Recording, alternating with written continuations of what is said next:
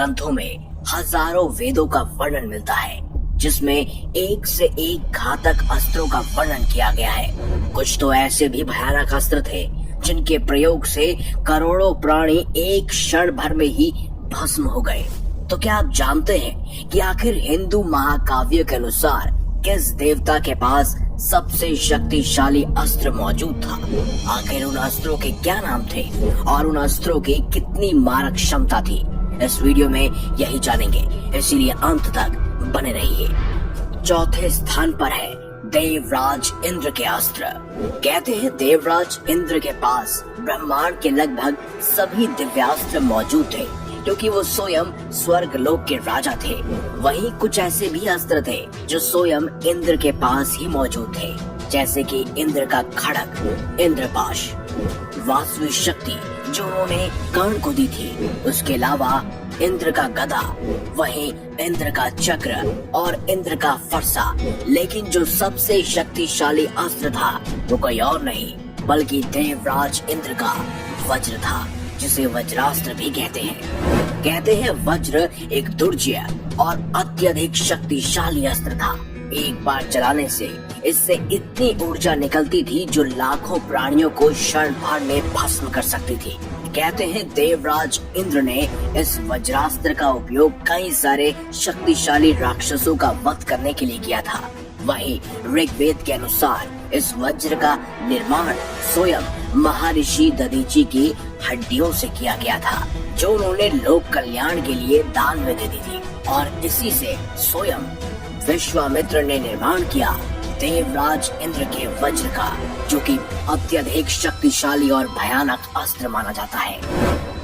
अब बात करते हैं तीसरे नंबर पर मौजूद स्वयं शक्तिशाली अस्त्रों की, जो किसी और के पास नहीं बल्कि ब्रह्मा जी के पास थे। कहते हैं ब्रह्मा जी का जो सबसे प्रख्यात दिव्यास्त्र है वो कोई और नहीं बल्कि भगवान ब्रह्मा जी को ही समर्पित है, जिसे स्वयं ब्रह्मास्त्र भी कहा जाता है। लेकिन इसके अलावा भी ब्रह्मा जी के पास कई सारे शक्तिशाली अस्त्र मौजूद थे। उसमें से एक अस्त्र था तमसास्त्र। कहते हैं इस अस्त्र का निर्माण स्वयं ब्रह्मा जी ने किया था और इस अस्त्र को उन्होंने रावण को भी दिया था, जिसका उपयोग रावण ने श्री राम की वानर सेना पर किया था। इस अस्त्र से लाखों की संख्या में वानर सेना को भस्म किया गया था। उसके अलावा जो उनका सबसे प्रख्यात और शक्तिशाली अस्त्र है वो है ब्रह्मास्त्र। कहते हैं धर्म और सत्य को बनाए रखने के उद्देश्य से ही ब्रह्मा जी ने ब्रह्मास्त्र का निर्माण किया था। कहते हैं ब्रह्मास्त्र इतना प्रलंकारी था कि उसकी चपेट में आने से लक्ष्य पूरी तरह से नष्ट हो जाता था। इसका उल्लेख हमारे वेदों और अन्य कई सारे महाकाव्यों में भी बार बार देखने को मिलता है, जहाँ रामायण और साथ ही महाभारत में भी मुख्य तौर पर इस अस्त्र के बारे में बारीकी से बताया गया है। कहते हैं इसकी मारक क्षमता बेहद ही खतरनाक थी और ये एक अचूक अस्त्र था।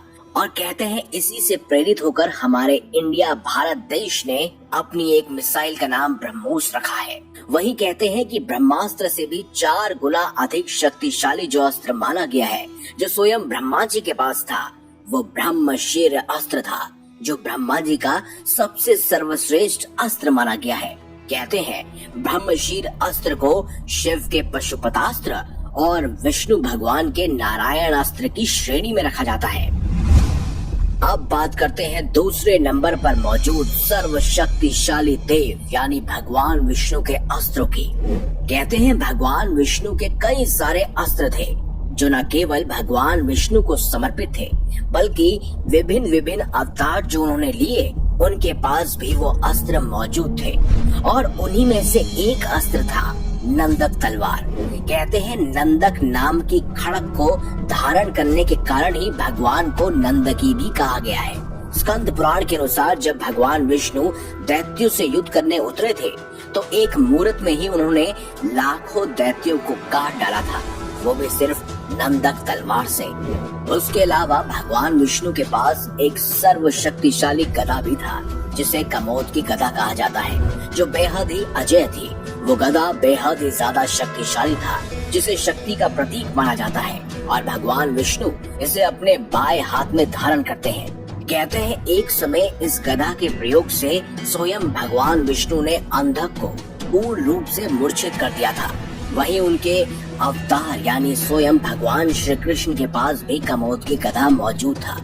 अब बात करते हैं भगवान विष्णु के शक्तिशाली धनुष के बारे में, तो उसे सब शारंग धनुष के नाम से जानते हैं। ये धनुष भगवान शिव के धनुष के समान ही शक्तिशाली था। कहते हैं भगवान श्री राम और श्री कृष्ण ने भी इस धनुष को धारण किया था और इससे अपने शत्रुओं का संहार किया था। इसके अलावा भगवान विष्णु का एक और शक्तिशाली अस्त्र है जिसे सब वैष्णवास्त्र कहते हैं। यह अस्त्र अपने लक्ष्य को पूरी तरह से नष्ट करने में सक्षम है, चाहे वो लक्ष्य किसी भी प्रकृति का हो। इस अस्त्र को स्वयं भगवान विष्णु जी से ही ग्रहण किया जा सकता है, इसीलिए निरंतर उनका ही तप करना पड़ता है, तब जाके ये अस्त्र आपको प्राप्त हो सकता है। इसके अलावा भगवान विष्णु के पास नारायण अस्त्र भी मौजूद था, जी हाँ, जिसे स्वयं श्री हरि कहा जाता है। इस अस्त्र को रोक पाना बिल्कुल नामुमकिन है। कहते हैं जो कोई भी विरोधी अगर इस अस्त्र के सामने घुटने नहीं टेकता है तो यह अस्त्र पूरी तरह से अपने लक्ष्य को नष्ट कर देता है।